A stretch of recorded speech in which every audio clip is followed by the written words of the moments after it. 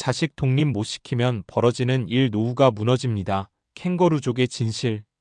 노후 준비는 어느 정도 하셨어요? 이 질문을 받으면 많은 분들이 이렇게 대답합니다. 연금 조금 있고 큰 빚은 없고 뭐 그럭저럭 괜찮지 않을까요? 그런데 막상 이야기를 조금만 더 들어보면 예상치 못한 곳에서 노후의 균형이 무너지고 있는 경우가 많습니다. 바로 자식 문제입니다. 많은 부모들이 이렇게 말합니다. 요즘 애들이 취업이 어렵잖아요. 결혼할 때까지는 도와줘야죠. 그래도 부모인데 모른 척할 수 있나요? 맞는 말입니다. 부모 마음이니까요. 그런데 문제는 잠깐이어야 할 지원이 몇 년, 어떤 경우에는 10년 이상 계속되는 상황이 생긴다는 것입니다. 이른바 캥거루족. 성인이 되었는데도 부모에게 경제적으로 의존하는 자녀들을 말합니다.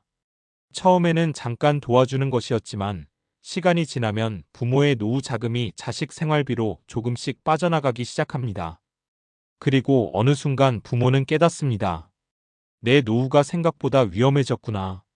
오늘은 자식 독립을 제대로 시키지 못했을 때 부모의 노후가 어떻게 흔들리는지, 그리고 실제로 어떤 일들이 벌어지는지 이야기해 보겠습니다. 부모의 노후를 가장 크게 흔드는 생활비 지원. 많은 부모들이 노후 준비라고 하면 연금, 집, 보험 같은 것만 생각합니다. 하지만 현실에서는 자식에게 들어가는 돈이 노후 자금을 가장 빠르게 무너뜨리는 경우가 많습니다. 특히 다음 세 가지 형태가 가장 흔합니다. 성인 자녀 생활비 지원, 취업 준비 장기화, 결혼주택 자금 지원. 이것이 한 번으로 끝나지 않고 지속적으로 반복되면 노후 설계가 완전히 달라집니다. 사례 1. 30대 아들을 계속 지원하다 노후가 흔들린 부모. 서울에 사는 60대 초반 부부 이야기입니다. 아들은 대학을 졸업했지만 취업이 쉽지 않았습니다. 그래서 부모는 말했습니다. 천천히 준비해라. 집에서 지내라. 처음에는 1년 정도만 생각했습니다. 그런데 일이 잘 풀리지 않았습니다. 취업 준비가 길어졌고 아들은 결국 30대가 되어서도 집에 머물렀습니다. 부모는 매달 다음과 같은 돈을 쓰기 시작했습니다. 생활비, 핸드폰 요금, 자동차 유지비, 용돈. 대략 월 150만 원 정도였습니다. 문제는 이 돈이 10년 가까이 계속되었다는 것입니다. 계산해보면 약 1억 8천만 원입니다. 부모는 뒤늦게 말했습니다. 우리가 노후에 쓸 돈이 생각보다 많이 줄었더라. 이 부부는 결국 퇴직 후 계획했던 여행도 포기하고 생활 수준을 낮춰야 했습니다. 사례 2. 취업 준비가 생활 방식이 된 경우. 지방에 사는 50대 후반 어머니 이야기입니다. 딸은 대학 졸업 후 공무원 시험을 준비했습니다. 처음에는 부모도 응원했습니다. 요즘 공무원 준비 많이 하잖아. 열심히 해라. 하지만 시험은 생각보다 쉽지 않았습니다. 1년, 3년, 5년. 시간이 계속 흘렀습니다. 딸은 아르바이트도 거의 하지 않았습니다. 그래서 어머니가 대부분의 생활비를 지원했습니다. 학원비, 교재비, 생활비, 용돈. 월 평균 120만 원 정도였습니다. 어머니는 나중에 이렇게 말했습니다. 공무원이 되면 괜찮겠지 생각했는데 결국 포기했어요. 그때 딸 나이는 33세였습니다. 문제는 그동안 5천만 원 이상이 들어갔다는 것입니다. 어머니는 말했습니다. 내 노후 자금에서 이미 큰 돈이 빠져나갔어요. 사례 3. 결혼 자금 지원이 노후 자금을 무너뜨린 경우. 많은 부모들이 가장 많이 겪는 사례입니다. 결혼할 때는 부모가 도와줘야지. 그래서 많은 부모들이 전세 자금이나 신혼집 자금을 지원합니다. 하지만 문제는 금액입니다. 최근에는 결혼할 때 부모가 지원하는 금액이 수천만 원에서 1억 원 이상인 경우도 많습니다. 경기도에 사는 한 60대 부부는 아들 결혼 때 이렇게 했습니다.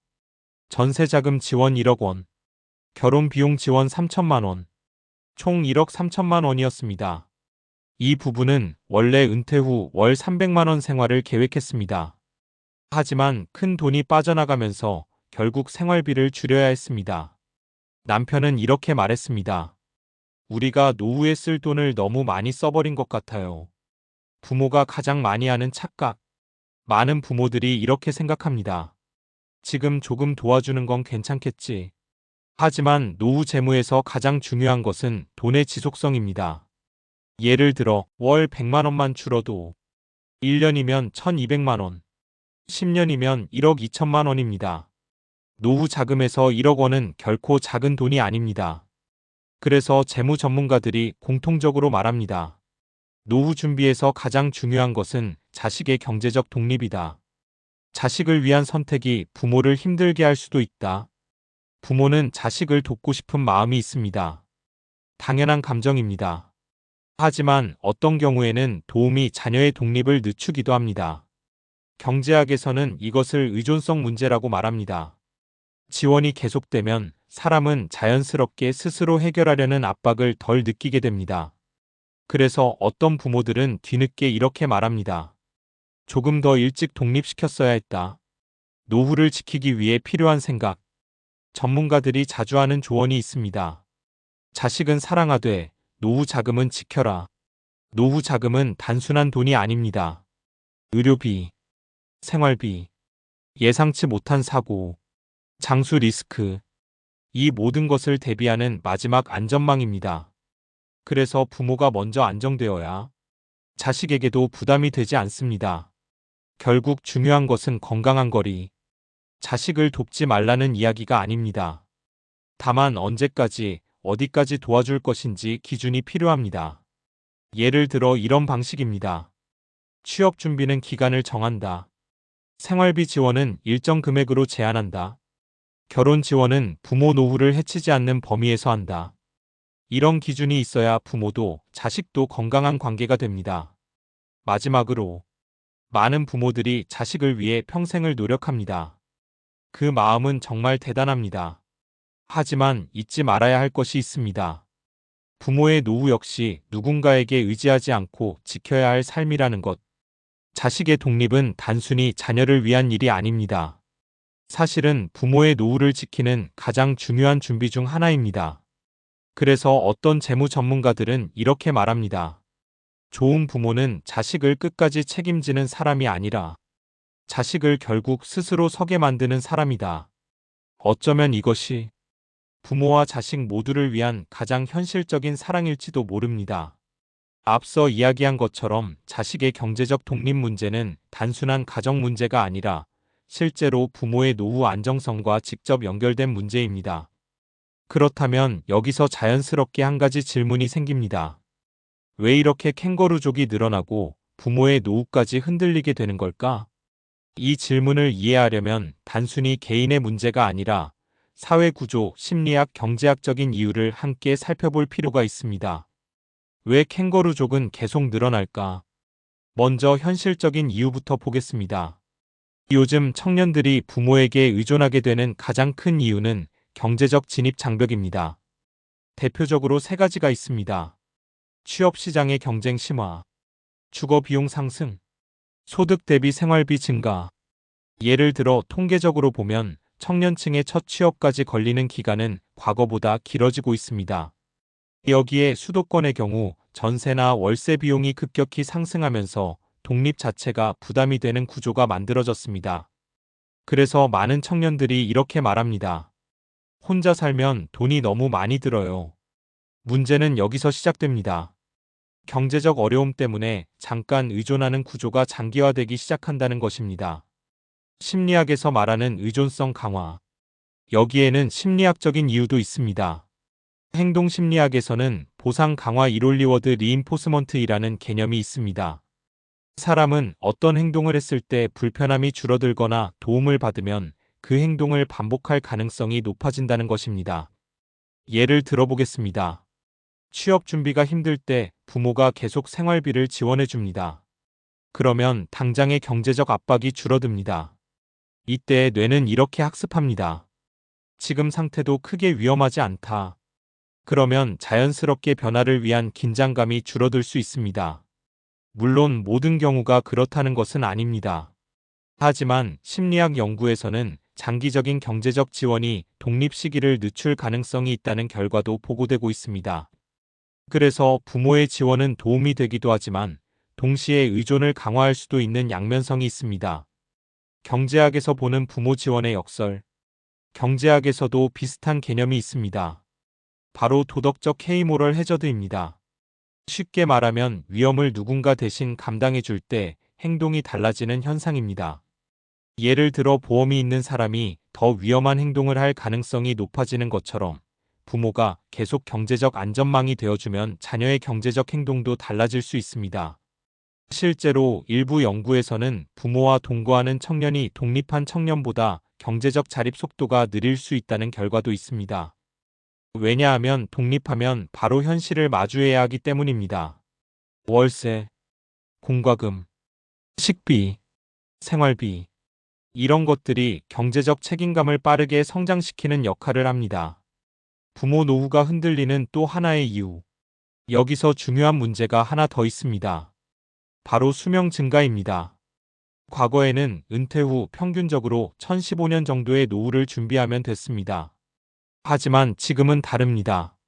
평균 기대 수명이 늘어나면서 은퇴 후 30년 가까운 시간을 준비해야 하는 시대가 되었습니다. 예를 들어 60세에 은퇴한다면 90세까지 산다고 가정할 때 30년의 생활비가 필요합니다. 이때 매달 200만 원만 필요해도 200만 원 12개월 30년 7억 2천만 원. 이 정도의 자금이 필요합니다. 그런데 여기서 자녀 지원으로 몇 천만 원 또는 1억 원 이상 빠져나가면 노후 계획이 크게 흔들릴 수 있습니다. 부모가 놓치기 쉬운 장수 리스크. 재무학에서는 이것을 장수 리스크 론제버티 리스크라고 부릅니다. 즉, 생각보다 오래 살면서 돈이 부족해지는 위험입니다. 많은 부모들이 70대 정도까지만 생각하고 재무 계획을 세우지만 실제로는 의료비, 간병비, 생활비 등이 80대, 90대까지 계속 이어질 수 있습니다. 특히 건강보험 통계에서도 평생 의료비의 상당 부분이 노년기에 집중되는 경향이 있습니다. 그래서 노후 자금은 여유 있게 준비하는 것이 기본 원칙입니다. 그런데 자녀 지원이 커지면 이 안전 마진이 줄어들게 됩니다. 흥미로운 연구 결과 하나. 사회학 연구에서는 이런 결과도 있습니다. 부모에게 오래 의존한 자녀일수록 부모 세대의 경제적 부담이 커질 가능성이 높다는 것입니다. 왜냐하면 부모의 은퇴 시점과 자녀의 독립 시점이 겹치기 때문입니다. 예를 들어 부모 은퇴 60세, 자녀 독립 33세. 이렇게 되면 부모의 소득은 줄어드는데 자녀 지원은 계속되는 구조가 만들어집니다. 이 시기가 바로 많은 가정에서 재정적으로 가장 힘든 구간이 됩니다. 그래서 전문가들이 하는 공통된 조언. 노후 재무 전문가들이 자주 하는 말이 있습니다. 자녀 교육은 투자지만 끝없는 지원은 소비가 될 수 있다. 즉, 교육, 능력 개발, 경험. 이런 것은 미래의 독립을 돕는 투자입니다. 하지만 지속적인 생활비 지원, 장기간 의존, 무제한 경제 지원, 은 결국 부모의 노후 자금을 갉아먹는 구조가 될 수 있습니다. 중요한 것은 독립을 돕는 방식. 그래서 많은 전문가들이 강조하는 것은 지원 자체를 끊으라는 것이 아닙니다. 지원의 방식을 바꾸라는 것입니다. 예를 들어 이런 방식입니다. 일정 기간만 지원한다. 목표를 정하고 지원한다. 독립계획을 함께 세운다. 이렇게 하면 부모의 도움은 의존이 아니라 디딤돌이 됩니다. 결국 노후를 지키는 가장 현실적인 방법. 많은 부모들이 노후 준비를 이야기할 때 연금, 부동산, 투자 같은 것만 생각합니다. 하지만 현실에서는 의외로 단순한 것이 중요합니다. 바로 자녀의 경제적 독립 시기입니다. 자녀가 언제 스스로 서느냐에 따라 부모의 노후 재정은 완전히 달라질 수 있습니다. 그래서 어떤 재무 설계사는 이렇게 말합니다. 노후 준비에서 가장 강력한 자산 중 하나는 연금이 아니라 독립한 자녀다. 어쩌면 이것이 많은 부모들이 아직 충분히 이야기하지 않는 캥거루족 문제의 가장 현실적인 진실일지도 모릅니다.